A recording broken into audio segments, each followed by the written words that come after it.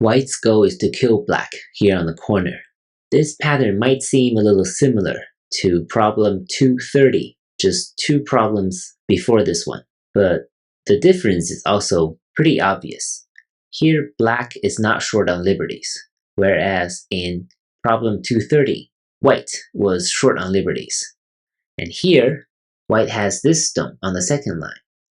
So the ideal shape would be having a white stone here and another here, forming a connection with this stone on the second line. So how does white achieve that?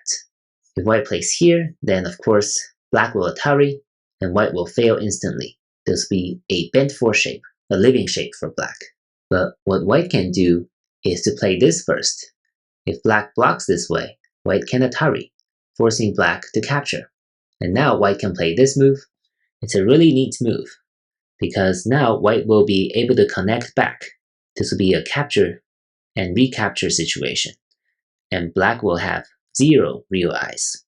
Doesn't block here, and captures these 2 white stones instead. Then white can kill black this way. So number 1 is really important. And knowing that 3 and 5 can connect with this stone on the outside is really key to solving this problem. Hope you enjoyed this pattern, and I'll see you in the next video. Thank you.